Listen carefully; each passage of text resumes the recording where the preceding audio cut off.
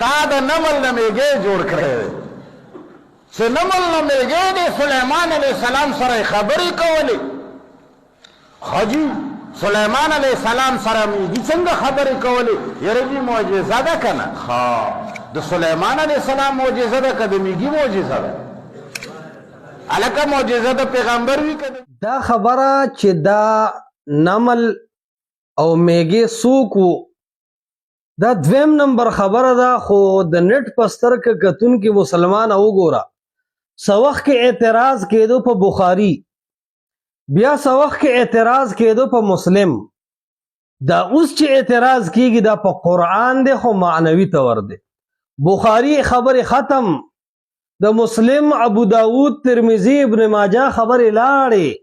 اوس خبره په قرآن کې ده چې قرآن کې دا ولې دی او قرآن کې دا ولې دی قرآن کې داسې ولې وشو دا څنګه وشو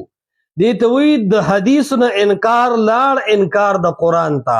یاد ساته دا نن په میږي اعتراض دی چې سلیمان علیه السلام میږي سره څنګه خبرې کړې وې یاره دا هدهد دا خو پرنده او پرندې سره څنګه خبرې وشوې دا عقل نه مني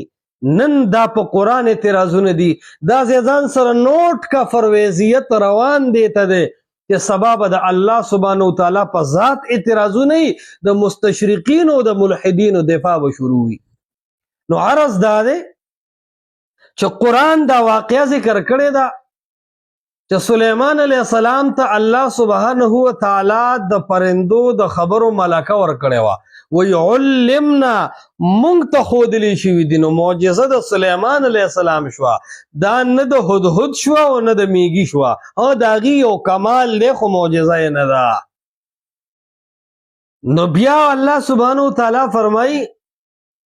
چې سلیمان علیه السلام هغه د میږي سره خبرې وکړې او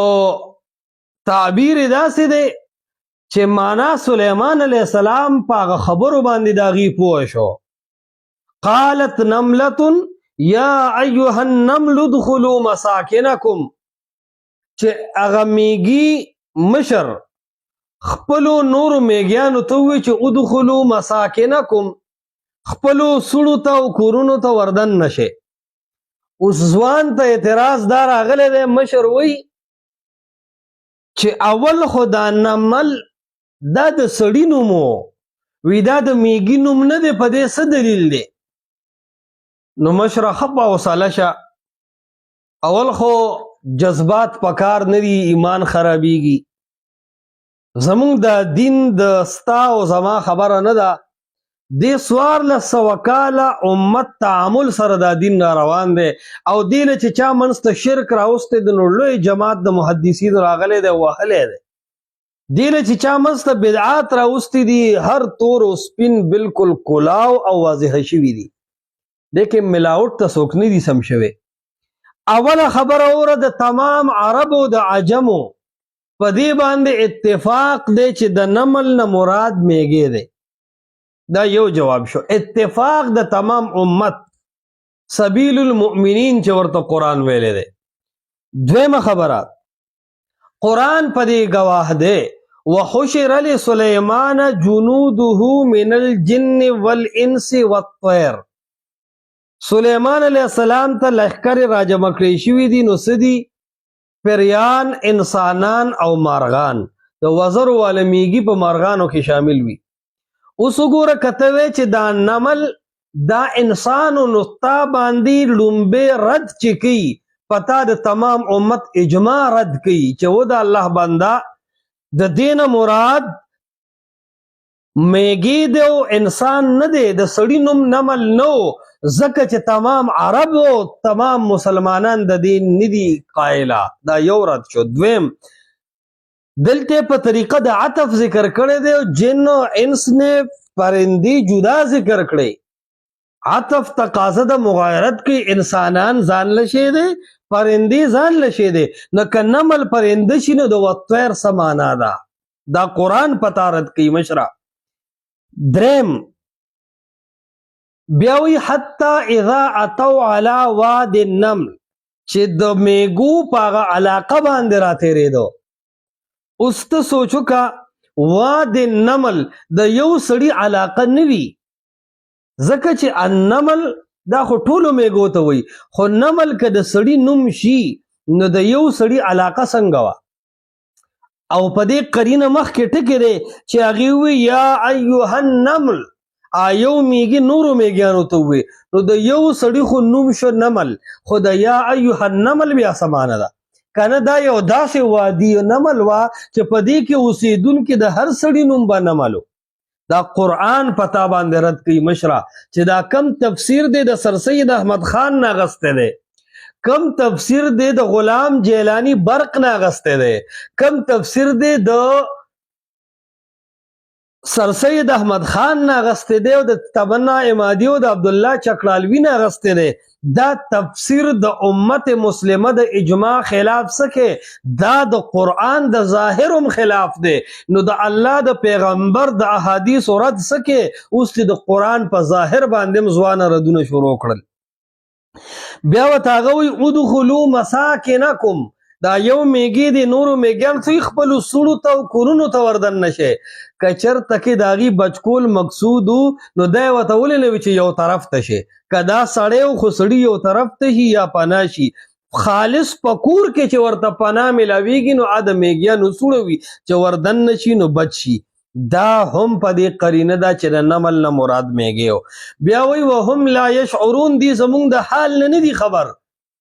نو که د دې نه مراد سړی و نو د سړو په احوالو سلیمان علیه السلام پوهېدو،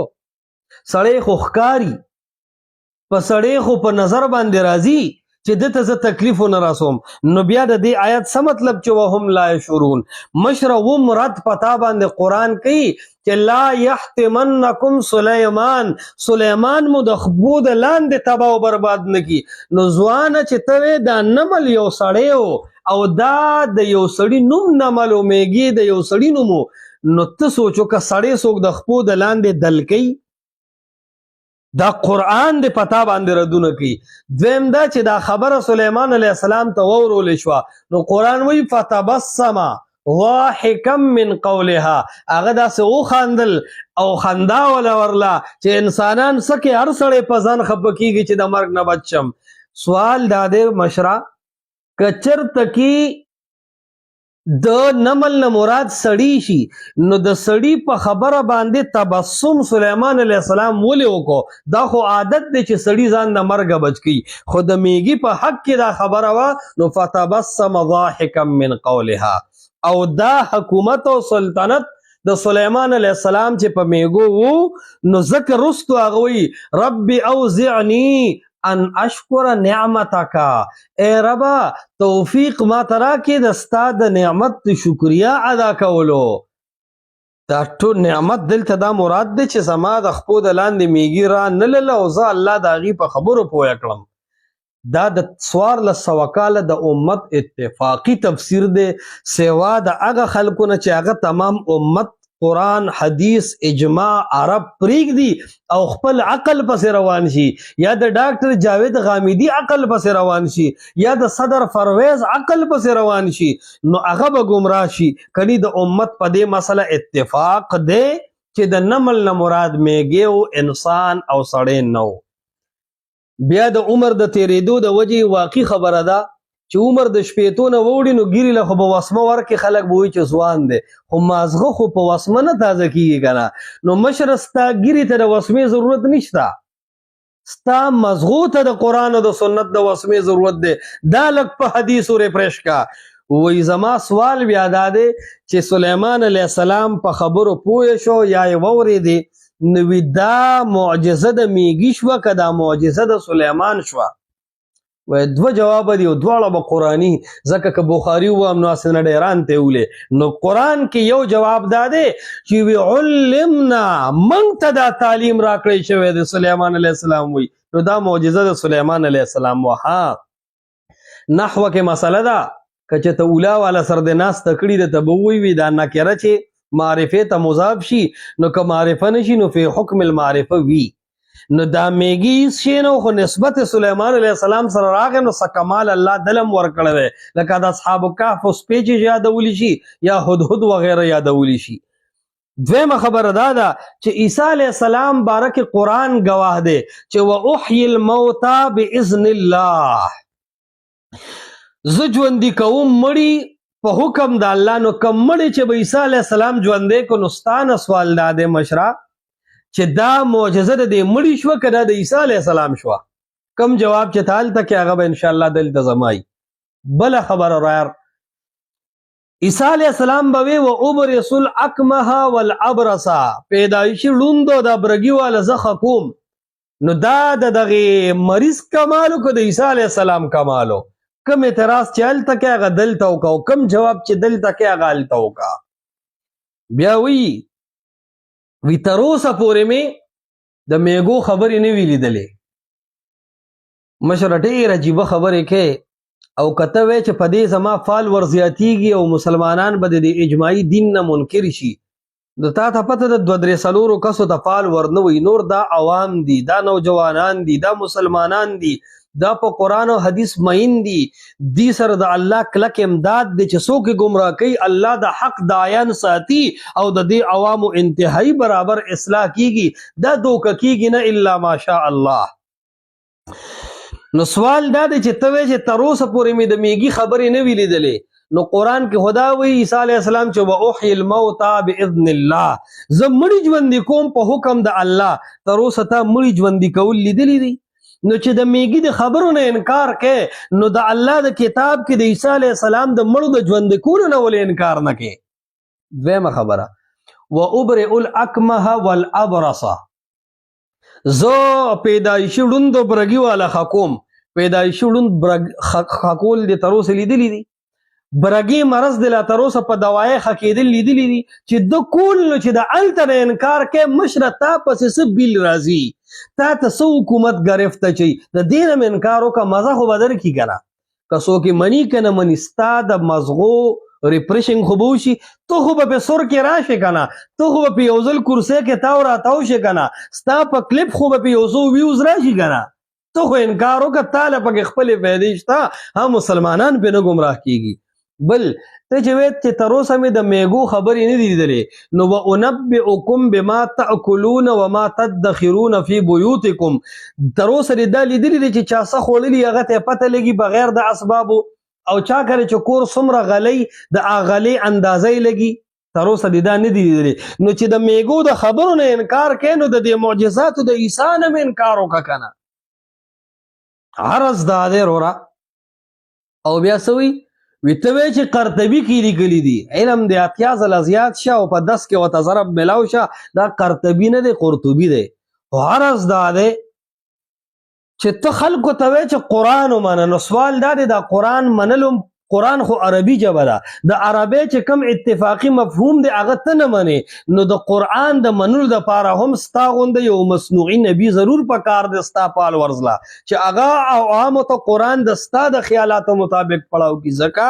چې قرآن د 1400 کاله امت کومه معنا محفوظ ساتلې ده، په هغې خو ستا زړه نه یخیږي، نو تا ته ضرور یو بله معنا کتل پکار دي.